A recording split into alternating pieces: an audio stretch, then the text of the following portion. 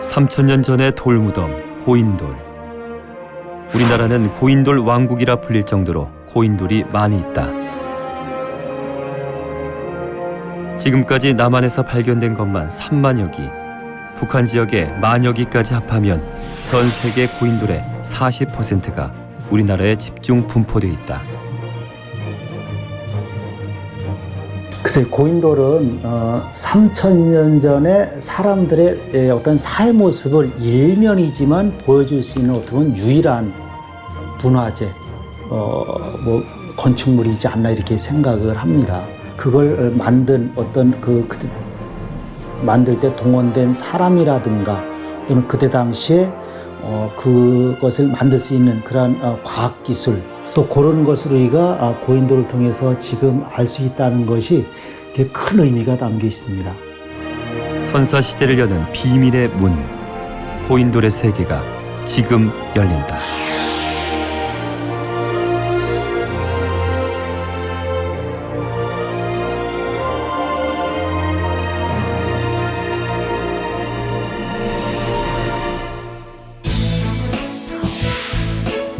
고창, 화순, 강화의 고인돌 유적은 그 수가 많을 뿐 아니라 보존 상태가 뛰어나 유네스코 세계유산으로 등재돼 있다.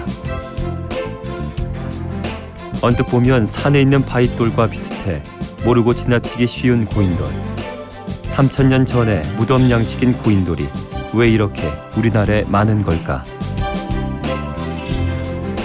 우리나라 그 지질을 보면은 주로 이제 하강암이나 하강암질 팻마암들이 많은데요. 암석이 풍부하고, 두 번째로는 농사가 일찍부터 이제 지어졌기 때문에 그런 농사를 바탕으로 해가지고 고인돌 축조에 필요한 그 노동력을 확보할 수 있는 그런 그 사회적인 이제 기틀이 마련되어 있기 때문에 이런 고인돌이 이제 많이 있다고 볼 수가 있는 겁니다. 가장 대표적인 고인돌은 탁자식 고인돌이다. 4개의 판석을 세워 돌방을 구성하고 그 위에 거대하고 평평한 돌을 올려놓는 것으로 무덤방은 지상에 노출돼 있다. 개석식 고인돌은 지하에 만든 무덤방 위에 바로 뚜껑으로 덮은 형식으로 우리나라에서 가장 많이 발견되는 고인돌이다. 바둑판식 고인돌은 지하에 돌방을 만든 후 시신을 안치한다. 그리고 그 주위에 여러 개의 작은 고인돌을 놓고 커다란 덮개돌을 얹는 형식이다. 이렇게 거대한 고인돌을 축조하기 위해서는 공동체의 삶이 필수다. 청동기 문명의 발달 속에서 보다 강력하고 체계적인 사회의 모습을 갖춰간 것이다. 그렇다면 고인돌은 누구의 무덤일까?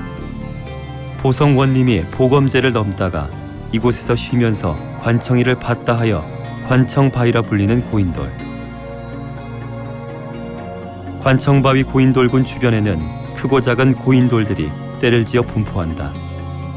화순 고인돌 유적지 중에서 가장 큰 무리를 이루고 있는 곳이다. 고인돌은 지배자의 무덤으로 보는 게 일반적이다. 그렇다면 당시엔 이렇게 많은 지배자가 있었던 걸까? 고인돌 발굴해보면 뷔파잉 동금이 나온다든지 옥이 나온다든지 이런 거는 누가 봐도 지배자의 무덤이죠. 그런데 이제 고인돌을 발굴해보면은 어린 아이, 또 여자, 또 할머니, 이런 사람 뼈도 나오거든요. 그래서 이제 이런 거는 지배자가 될 수가 없는 거죠. 그래서 고인돌에 묻힌 사람은 지배자도 묻히고 당시 청동기 시대 일반 사람들도 이제 묻힌 거지요. 그래서 고인돌은 공동체 무덤이라고 보면 되는 겁니다. 오늘날 화순 고인돌 유적지의 가장 큰 특징은 고인돌의 압도적인 크기다. 우리나라 고인돌은 타의 추종을 불허할 만큼 거대한 크기를 자랑한다. 화순에서만 100톤 이상의 고인돌 수십 기가 발견된다.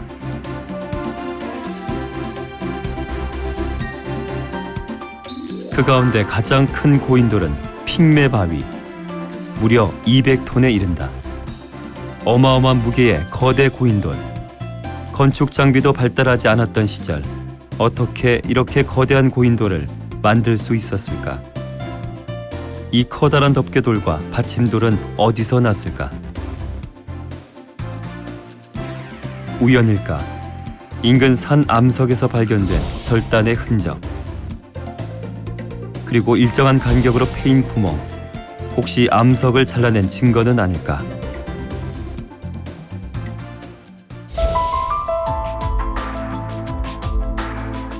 재래식 돌 절단법을 바탕으로 추정해봤다. 먼저 돌을 이용해 구멍을 판 뒤 그 구멍에 마른 나무를 박고 계속 물을 부으면 나무가 팽창돼 돌이 잘리게 된다.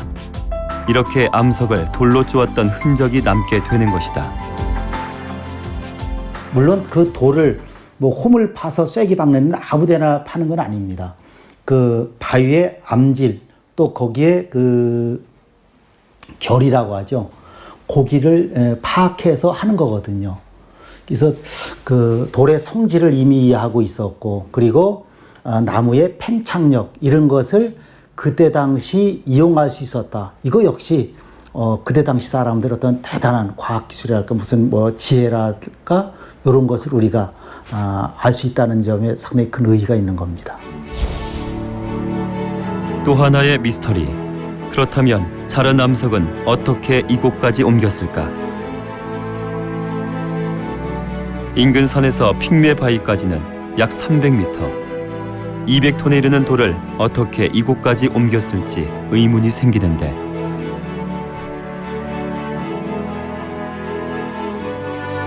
자세히 보면 커다란 덮개돌 아래로 작은 바위 크기의 고임돌 여러 개가 받치고 있다. 수백 톤에 달하는 돌을 산에서 옮겨온 것도, 작은 돌 위로 거대한 돌을 올린 것도 모두 의문이다.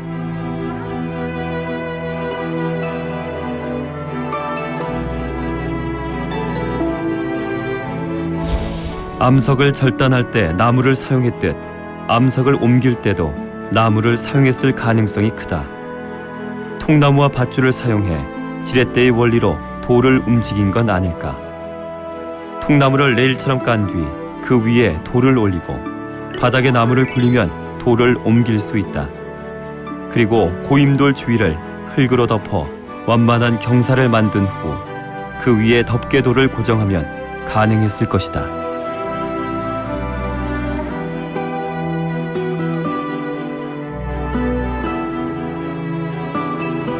고인돌은 주변 환경을 도구로 삼아 과학적인 원리를 적용해 만들어낸 구조물인 것이다. 똑바로 세웠으면 이게 넘어졌을 거예요. 이쪽이든 이쪽이 넘어졌을 텐데 이것은 기울임을 약간 줍니다. 한 3도나 5도 정도 이렇게 줌으로써 하중을 잘 버티고 이쪽이나 뭐 양쪽 이렇게 쓰러질 수 있는 걸 막았어요. 어떤 그러한 과학기술을 이미 그때 수천 년 전에 알고 있었다는 것은 대단한 그런 지혜라고 이렇게 생각을 합니다. 그렇다면 고인돌을 축조하는 데엔 얼마나 많은 사람이 동원됐을까? 이를 계산해 보면 청동기 시대 마을의 사회 규모를 추정해 볼 수 있을 것이다. 일반적으로 1톤 암석을 옮기기 위해선 성인 남성 10명의 힘이 필요하다. 297톤을 옮기려면 약 3,000명이 동원됐을 것이다. 그들이 한 가족의 구성원이었을 것을 생각하면 마을엔 최소한 15,000명이 살고 있었다. 당시 사회는 잉여 생산물이 있었던 계층화 사회였고 또 계급 사회였고 또 리더가 있었다고 생각합니다. 다시 말씀드려서 사회적인 지도자가 있을 걸로 생각됩니다. 그다음에 이제 두 번째로는 사회 공동체 이제 생활을 하면서 이 사람들이 지도자를 중심으로 큰 촌락도 이루고 또 촌락을 이루니까 이제 갈등이 생기지 않습니까? 그래서 그런 이제 갈등을 극복할 수 있는 사회적인 장치, 다시 말씀드려서 리더를 중심으로 해가지고 이제 어떤 제도적인 장치가 있었고요. 당시 사회는 오늘날 우리가 생각하는 것보다는 과학적이었고 또 발달된 사회 구조를 갖고 있었다고 생각됩니다.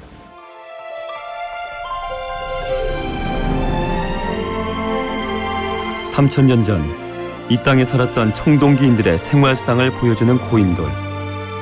그들은 이곳을 통해 자신들의 놀라운 과학적 사고와 진일보된 사회 구조를 말해주고 있다.